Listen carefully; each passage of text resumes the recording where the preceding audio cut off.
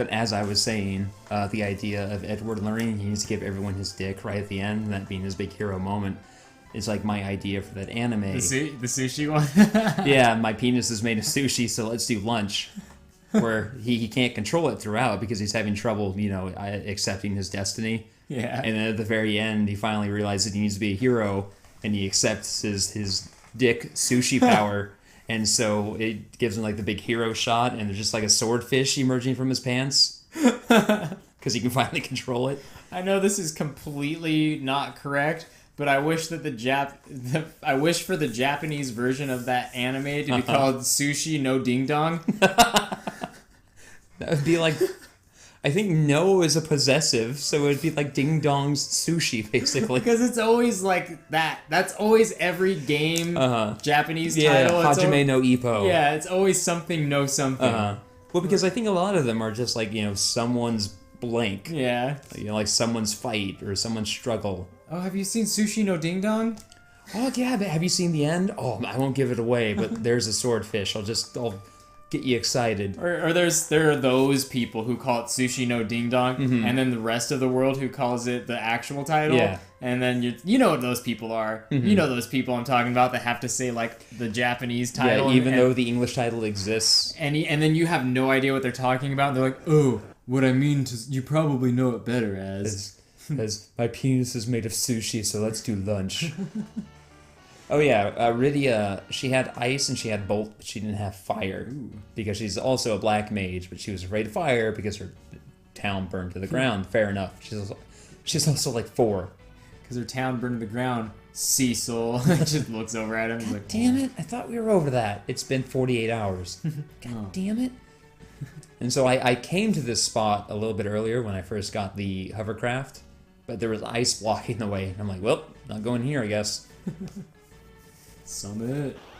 That parallax scroll. Yeah, that's how you know you roll up there. So I spend a lot of this game just running away because your party is not built to allow you to fight a big group of enemies like that. And so I'm just like, Saya! And this game, it does what we talked about a little bit earlier, where it'll basically allow you to run away from any encounter immediately. You just drop some gil when you do so. That's cool, because like running away shouldn't just be like a move that you do because it's better than dying. Like it should be a tactical thing. Like, okay, we are outnumbered. It would be foolish to do this, or perhaps you don't run away and you get a big reward. But I think that like fleeing should be a thing that you have to take into consideration. Yeah, if I'm running away for a reason, right? And if I hate how many Final Fantasies you just hold down the shoulder buttons and hope eventually they run away. Yeah, as you're taking damage from behind. It's like... there are times where I do try to run away and it's just not happening. I'm like, fuck it, I'll just fight then. Yeah, like it should be like... Because everything is more or less a currency. You spend your HP as a currency or you spend your money. So it's like, what's more valuable to you right now? Your HP or your money? Like, spend a currency to get out of this fight and just let you run away. Just fucking let them run away. And I very much appreciate it when they make the ability to run away in an instant like something you can unlock. I mean, Final Fantasy V has that. I think 6 has that. 9 has that. Or some other games have like various mechanics, like an item you can consume, right? It's like if you're willing to spend money on it, that's kind of the same thing as dropping money in battle. Because now I've spent however much money on this item that, fuck, I might not even use it. Who knows? I might not find myself in a situation where I need to run away. But when I want to run away, I want it to just happen. And in this, the amount of gil that you drop seems to be proportional to the amount of gil that you have. Because that's cool.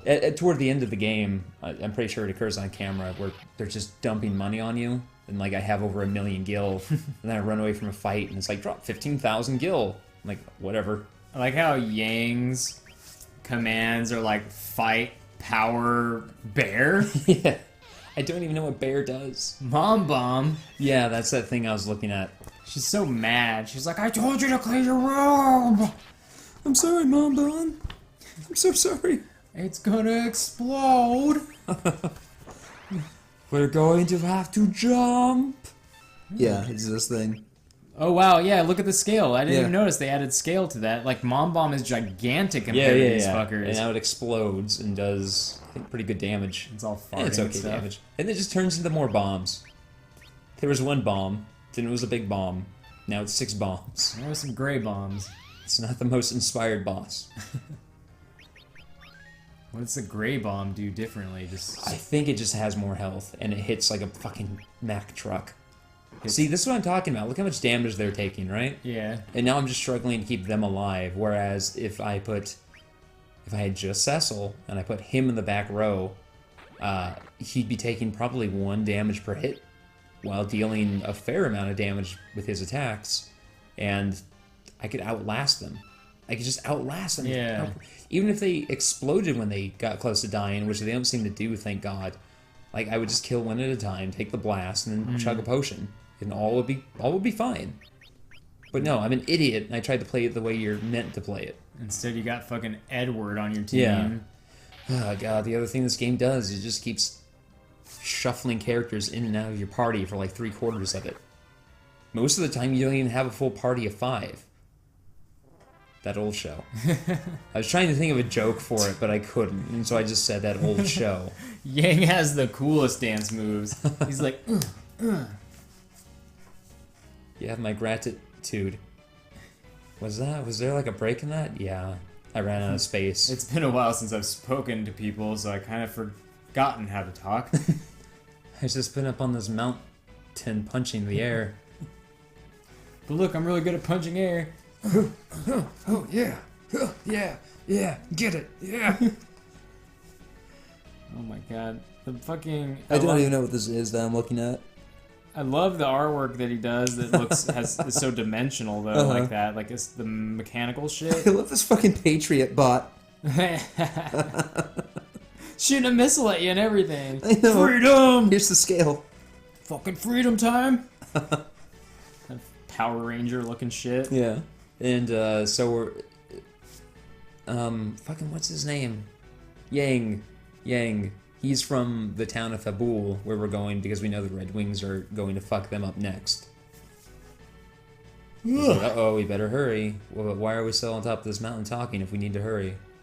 Yeah, whatever. Looks like we gotta jump. Yang, it's 1,000 feet. There he goes. Can you take me higher? As they're falling, like on other guys. Or was it that song? Or was it like something about a hero? I don't remember. Whatever song. I think it may have been... I think it was the Foo Fighters. Yeah. And I think pretty much that's all of their songs. I was thinking about I was telling Ethel about the other guys because she was saying names of like various sex acts. Mm-hmm. And Soup Kitchen? Soup Kitchen is the one I brought up. That has such a... to know that it means to like be in like a vehicle that isn't yours with a bunch of dudes and just like the imagery, like that's the perfect name. It just conjures up such grossness. Oh god, I wish more people knew about the magic that is the other guys. What is up with like... I know what it is. I asked this question rhetorically. I know what the fuck the problem is. It's just people. But like every once in a while when a really great comedy comes out, like Hot Rod or the other guys, and no one gives a shit about it, but then like, I don't know, some other random dumb shit comes out and everyone's like, oh my god, Medea's the best.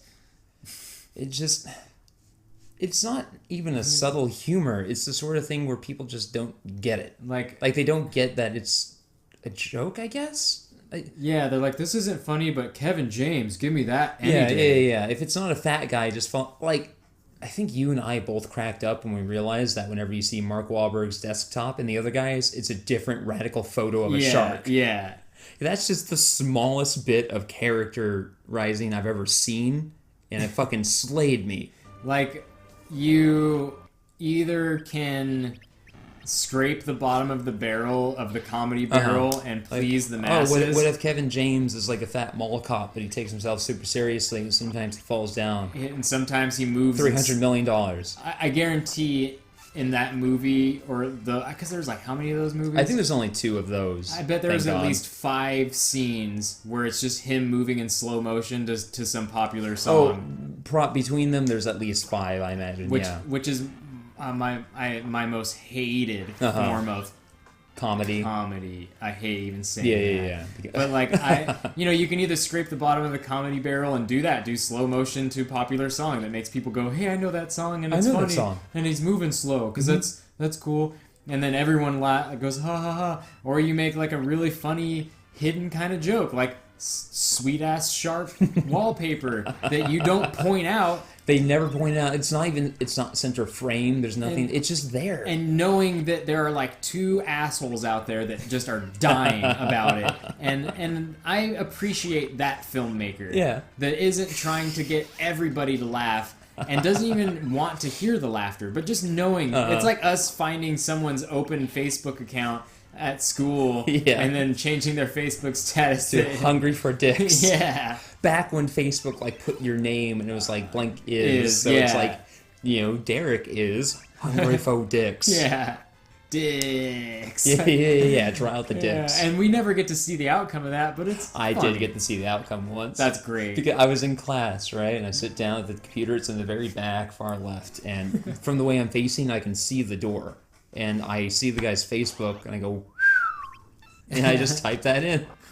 And then about 5 minutes later, the door opens, and the way I got away with this is because I was subtle about it, because I'm unfortunately a good liar. Thanks, Mom.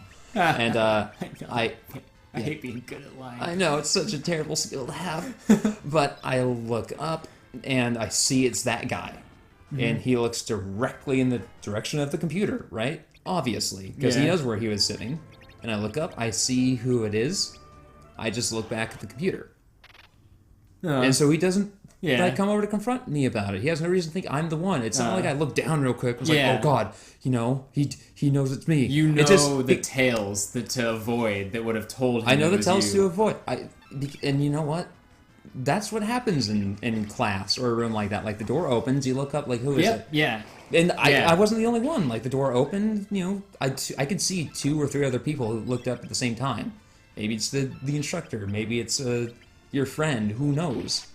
Right? I just looked up, saw who it was, looked back. That's all it was. Just like Dio said, never tell a secret with your eyes. Tell a truth with many lies, or something like. I can't remember the exact lyrics, but he tells you how to lie properly. Yeah. He's like, never tell a secret with your eyes, it's the eyes that let you down. Tell a truth with many lies, it's the only way I found.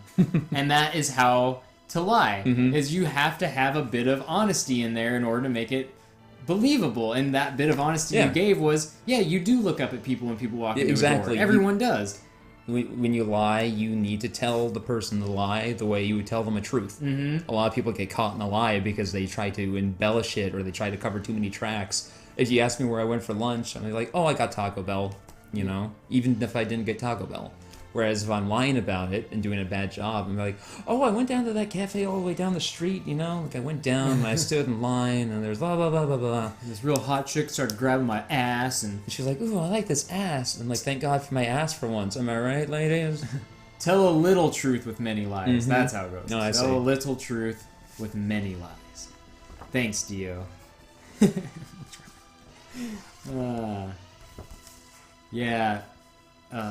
It happened again. I was going to say something, and then it went away. Yeah. Thanks, brain, for being tired. Anyway, what do you think? You need sleep? Anyway, we're in Fabul. We're talking to the king, and he's like, get ready, because they're about to fucking invade. How did we even get on that topic? Oh, we were talking about the other guys. The other guys, yeah. Brian was talking about listening to our podcast, and he's like, when we were talking about that movie, he's like, it sounds like a fucking fever dream or something like that. Like listening to us go on and on about stuff. Like you start to go, wait a minute, what is happening? Like, where did this begin?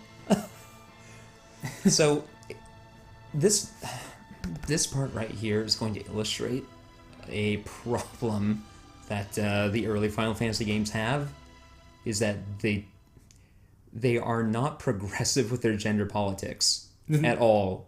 It's like okay, who are we going to bring to the fight at the front gate? Yang, Cecil? That makes sense. Let's also bring Edward. Let's bring Edward the coward. Edward the bard. Edward the not frontline fighter. Because he's a man. And let's not bring the white mage, the other white mage, who also has black magic and the ability to summon. Yeah. And maybe it was a thing. Maybe it was like, let's get these manly men out here, and then they were like, Edward, join us. You're manly. You're a man, and maybe that's. I don't know if they played out that way, but it could be a little bit of character development. But there's the opportunities to write it like that, where if it's like Cecil and Yang, they know what's up, and they're like, we're gonna go to the front gate. I think the way they explain it is they want Rydia and Rosa to basically be backline medics, like taking care of the dudes who are getting fucked up, and makes some sense. It's like Cecil and Yang are like, I can't do anything in the back. All I can do is basically throw my body at the enemy. And then it's like Edward, they know what's up, and maybe they tried to play it off as like, well, he's royalty, which he is, and he's like the last of his line at this point. So it's like even a worse idea to put him up there. Exactly, but they could have played it off like they used that as an excuse to leave him behind, but then Edward, remembering his ghost girlfriend, is like, no, I'm gonna come fight with you, and then it's a bit of character. Yeah. Whereas, unfortunately, the way it plays out is it's just Cecil's like, Yang, Edward, come on, let's go. I like Edward's this sprite for not the battle sprite, but this one. I like it.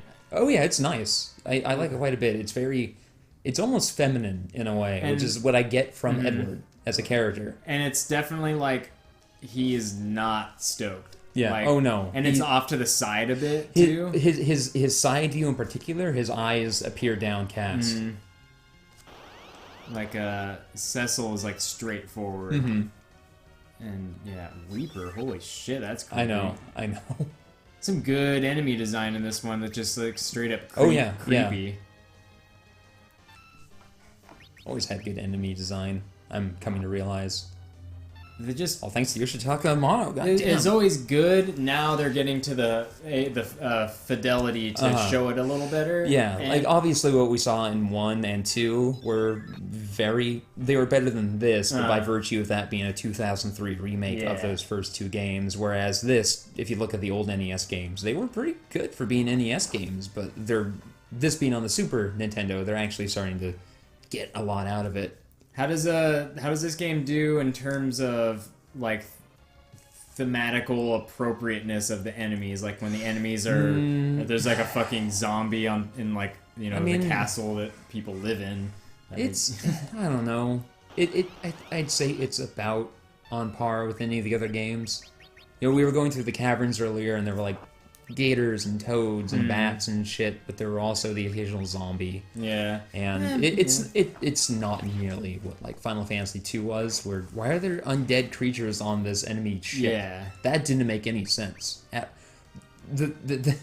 there were any random battles on that ship that weren't just enemy soldiers didn't make any sense at all. To me, when Edward is attacking with his music, it must be so terrible. Yeah, that's the thing. Just like, yeah, I wish his moves were all like named like musically like assonance or consonants, and like for healing and damaging, or like arpeggio or scales or like, just something like that would be kind of cool. Power chord. He's all hitting a power chord on his fucking. Oh no! shit. One of the monks unlocked the door. Oh my gosh! Oh my gosh! That's what you have to say, Edward? Yeah, Edward's lyrics are probably very milquetoast. I'm a gargoyle. How'd you not see that? Yeah. Oh shit! Yeah. He's like, Yang is like a gargoyle, and he's like, it's gargoyle. Excuse me. Calls up his buddy Adamantois. God, they call me a fucking gargoyle again. I know, these fucking Fabulians. Jesus. Fucking uncultured ass sticks. How are you doing, Adamantois? You holding up alright? Oui. Oh, you got beat up again. Fuck. Oh. Yeah, the water hag just has a strut. Pretty walking cool. down the catwalk.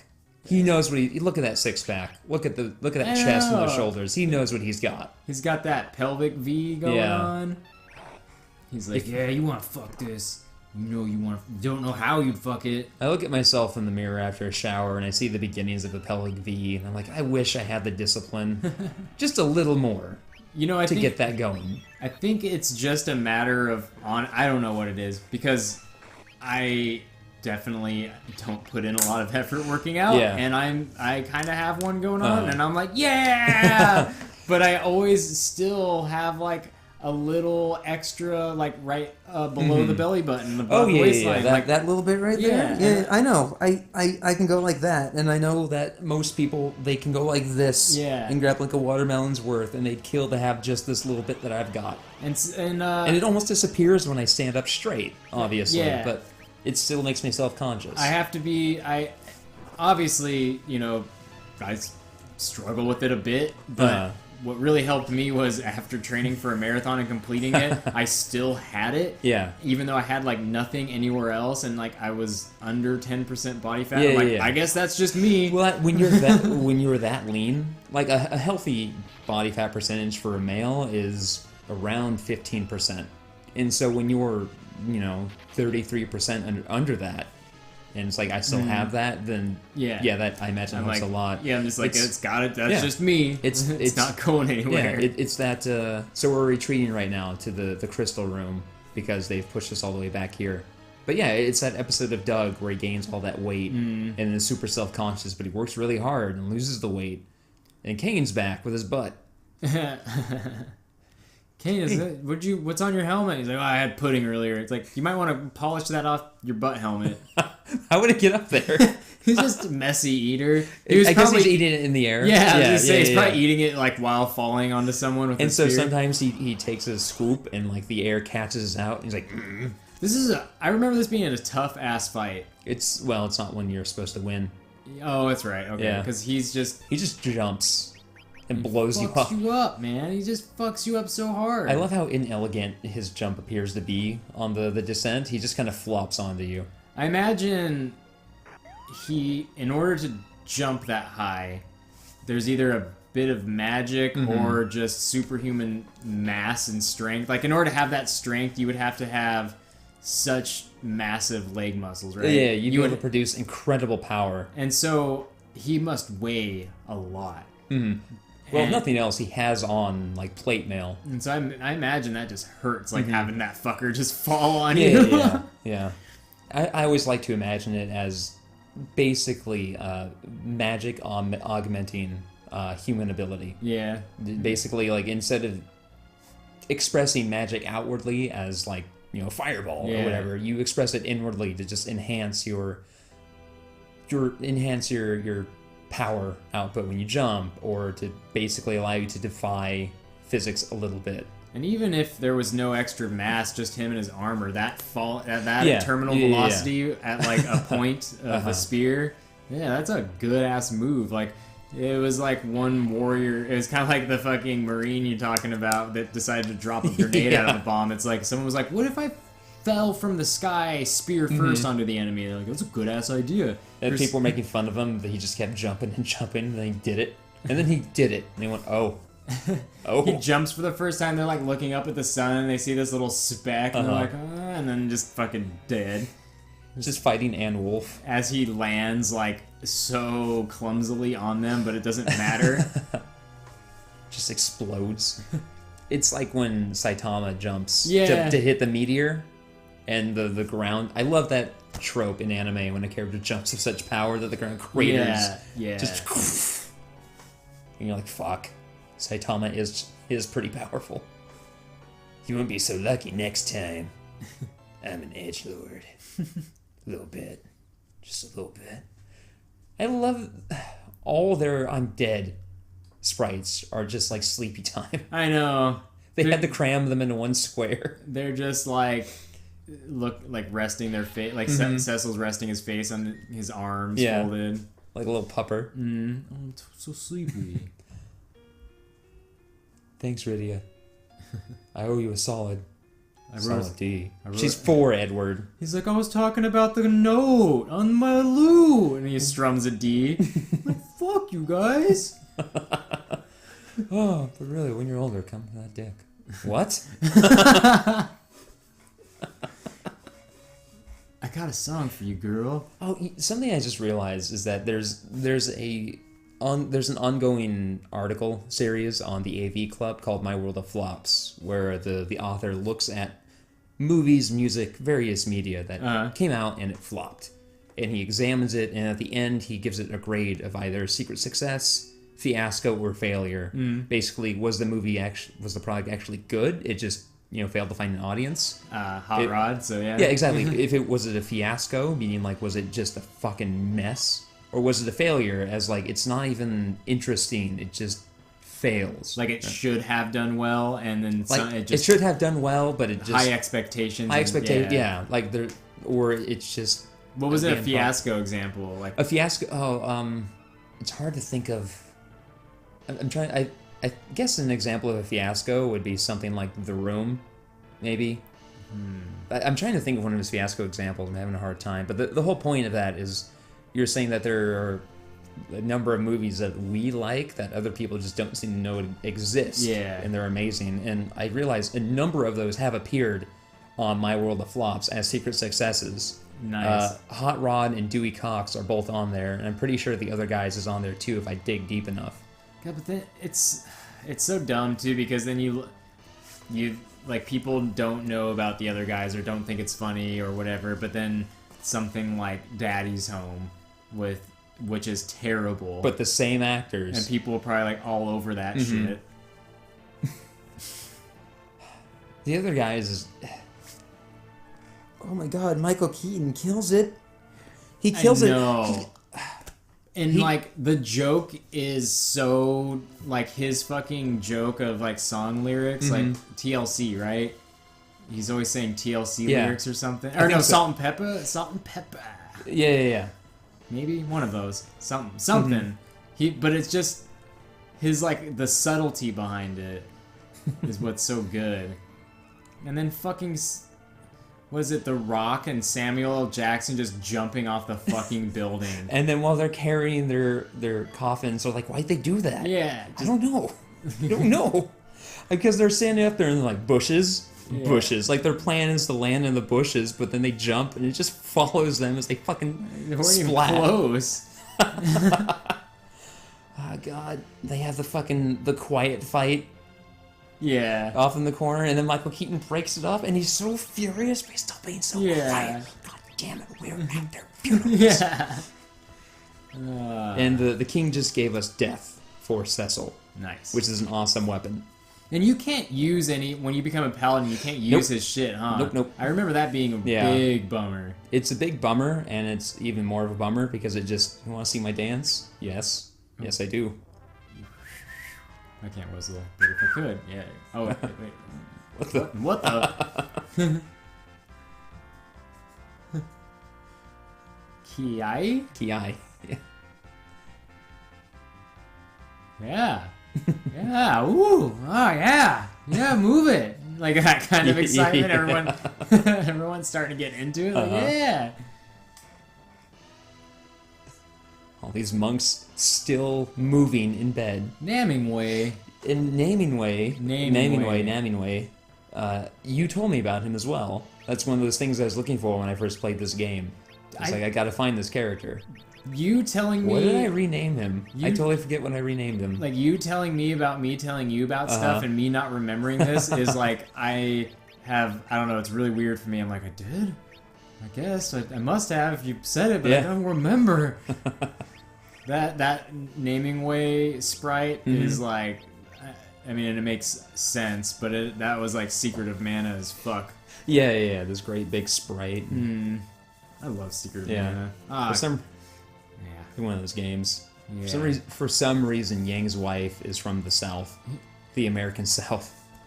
That's such a good mashup that she's all like frying pan and y'all, and he's just like, I lived on a mountain and punched the air. All right, honey, I'll be back. I gotta go punch. I don't know, evil. I just know I gotta punch something. That's all I'm good at in this life. Y'all punch that shit, darling. I'll be here making some fried bacon.